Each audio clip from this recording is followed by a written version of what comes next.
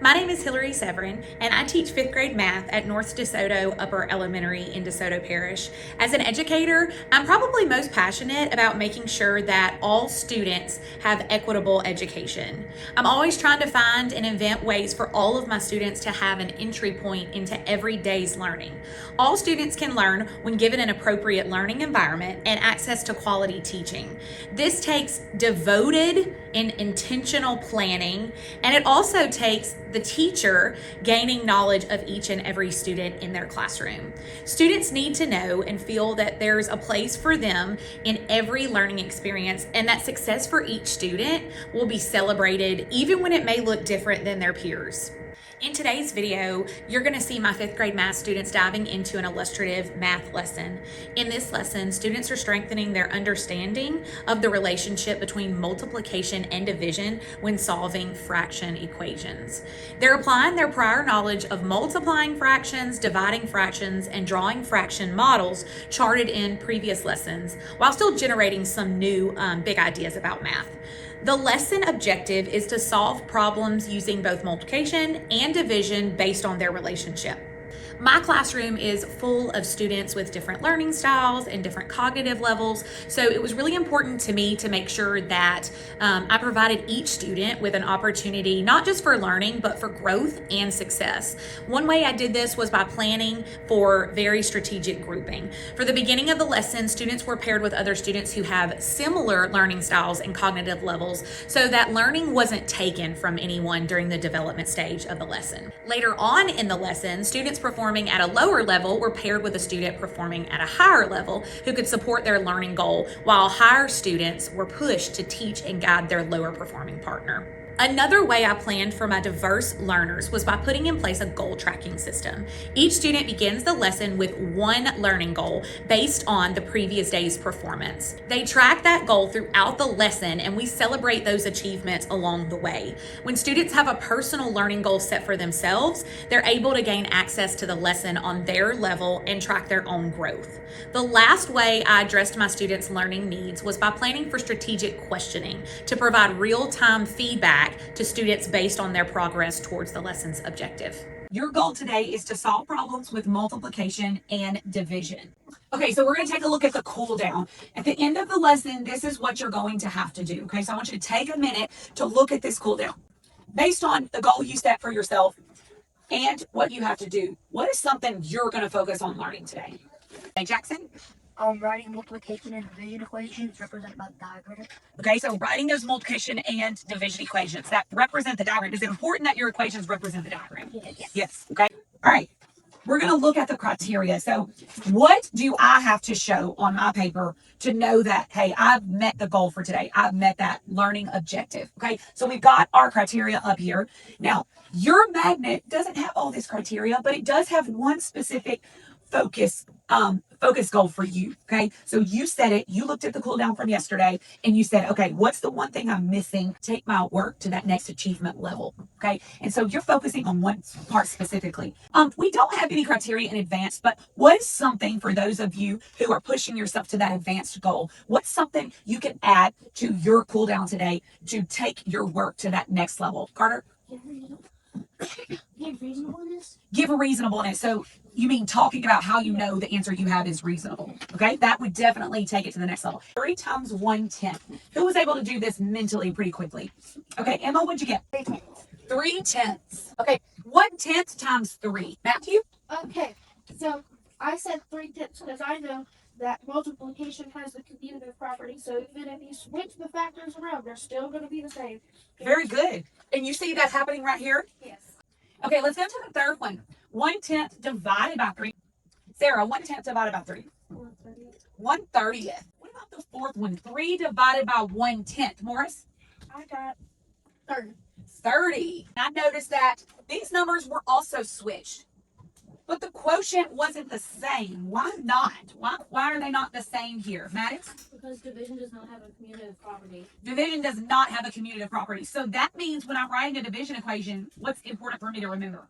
You can't switch the numbers because you would get a different answer. So I can't just put those numbers in any order, right? So how do I know what order to put my numbers in a division equation? Leilani? It's being split. What's being split? So what's being divided needs to go where? Needs to be that first number. What do we call that first number? The dividend. In this class, we've held a few different job titles, right? Well, today I'm going to hire you to be a barbecue chef, okay? You are the grill master. How many of you have ever been to a barbecue? You've ever been to a barbecue? Nice. What does the air smell like when you're at the barbecue, Wyatt? Usually I smell the good chicken. The good chicken that's cooking up on that grill. What is something you like to eat when you are barbecuing? Tell your group one thing you like to eat. I hear ribs. I hear chickens. I hear steak, hamburgers, hot dogs. We know what the barbecue smells like. We know what the barbecue tastes like. We're ready to be the barbecue chef. All right, what I want you to do is with your group, with the group that you're in, you're going to solve these problems, both problems. Okay, there's a couple pieces of criteria you want to make sure that you include here. The first being, make sure that you draw a diagram. Some of you have a goal of a model today. Here's that opportunity. This is your entry point. You've got to focus on that model today, okay? Here's another entry point. What about those equations? Some of you have an equation goal today that you set for yourself, all right? Division and multiplication, all right? So looking for that relationship. Wasn't that part of that standard? Can I figure out when I read this problem how this could be solved with division and multiplication? Maybe they're reciprocal. Okay, you might be using that reciprocal as well. All right, so those are some of the things you want to do. Now, if your goal is that advanced, you're trying to push yourself beyond, all right, you may have something else you're going to include here in each of these, okay? His name is Pig Hamburgers for Picnic. There are 2 pounds of beef in the package. Each burger uses 1/4 pound. How many burgers can be made with beef in the package? Okay, so what do you think the mom should do, Jackson? I think we should roll 2 pounds of beef, and then we should cut them into 1/4. Then we should count how much pieces are in those 2 pounds of beef. I agree. So there will be 1/8 in total. I think there will be 8 pieces. 8 pieces in total. Can you tell her how you're getting 8? We're getting 8 because we counted how many pieces are in the total of 2 pounds, and they were 8. Okay, now the division equation that I said was 2 divided by 1/4 equals 8 because the 2, you can do it like this too. It's the 2 multiplied by the 4, it would get us 8. And then Leilani, multiplication equation? 2 times 4. That's 2 times 4. Okay. Equals what? 8. Okay. I agree with that. I agree with that a lot. It would be that one. So it says when dividing a whole number by a fraction, and that's the whole number fraction. And then it says you can use the reciprocal. This right here is the reciprocal in the big idea. I agree. So that's what we do. And then So you're talking about using the reciprocal to show the multiplication. Can you talk about where the multiplication is in the model? Like, where do you see that 2 times 4 in the model? We did 2 is 4. That would be 1 whole, and that would be 2 wholes. And I know 2 times 4 equals 8. Okay. I agree. Wait, no, 1/4. Yeah, 1/4 divided by 2 equals 1/8. Can you tell me how you're getting that 1/4 divided by 2? When you read this problem, how are you coming up with that equation? So you said there's 2 people that are sharing something. What are they sharing? It's the potato salad. The potato salad. So how did you, we talked about in the warm up how it matters what order you put your numbers in when you're dividing. So how did you decide that the 1/4 needed to be first? Because Which represented the what? this equation, they said Yeah, the potato salad, they right? said each of 1/4, but on this one it said Diego and Claire each equally share, but this one never said anything about share. Okay, so what kind of division was this one? Not sharing. not It was what? Splitting, grouping. And this one? They share. Very good. Okay, got it. So what are y'all trying to figure out here on number 2? Yeah. How to draw a model. Okay, so what are you thinking? You're thinking to draw what? I'm thinking to draw 1/4 and then partition only 1/4. Okay, can you explain why you think you should draw the 1/4 and partition it into half when you read that problem? Why? 1/4 is what's being divided, and then you partition one of the 1/4 into half. And what does that represent? Why are you partitioning it into halves? Because that represents the people who are sharing the potato salad. Very good. All right, now I've got a job for you, okay? I want you to take a yellow sticky note and a blue sticky note. I want you to look around the room and I want you to remember all of the thinking that we have recorded over the course of Unit 2 and 3. I want to take a poll and I want you to take your blue sticky note. When I say get up, you're going to get up and I want you to put a blue sticky note on any of the posters around the room that you used to help you solve 1 and 2. Something you used, something you could have used. If you want to go back for more sticky notes after you place those, you can. All right, go ahead.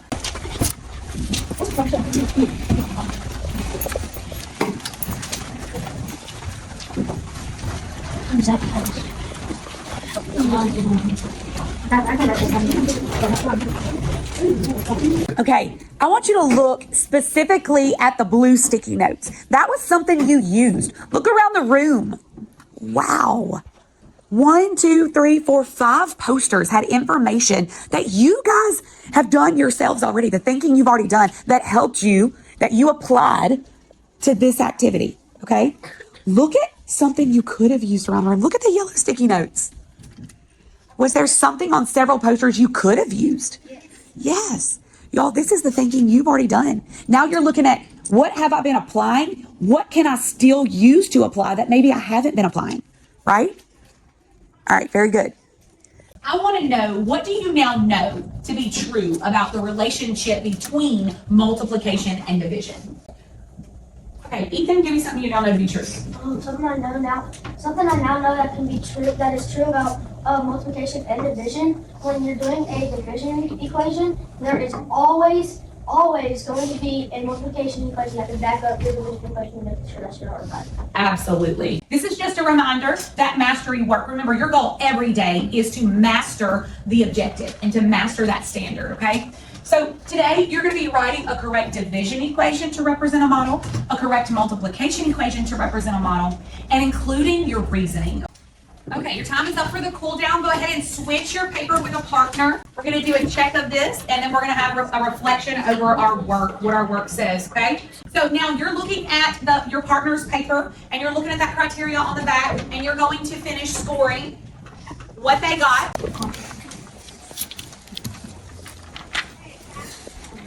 So you put when dividing whole numbers, it's just you're only dividing one whole number, not 2 whole numbers.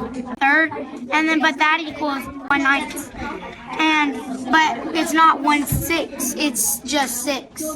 So you did it on division, then equation, and then multiplication. I want you to go through your own reflection process. All right. So on the back of your paper, like usual, you're going to write, based on this work that I produced, what are my next steps? How can I move further? What piece was I missing? Okay. What piece do I need to set as my goal next time? So what's your next step? Wyatt, based off your better big idea. better like reasoning, big idea? Reasoning, big idea. Yeah. So it wasn't as strong as it could have been on this one? Yeah. Okay. So that's your goal for the next lesson. Okay. Maddox, what's your goal for the next lesson? Reasonableness. Why reasonableness? Because all of my work matched the criteria. It did. So reasonableness is you're going to do that because why? What are you trying to do now? I'm going to prove my answer. Okay. So try to take it to that next level. Very good. Matthew, what's your goal for the next lesson? My goal for the next lesson is multiplication equation. Multiplication, because I put when 1/2 times 1/3 equals 1/6, and I was really supposed to look at how many groups of thirds there were. Yeah. Very good. Based on the score you just got, based on the criteria for your cool down, I want you to set your next goal on your magnet if you haven't done so already. And then I want you, we're going to go put our magnets back on the chart over here so that we're ready for the next lesson.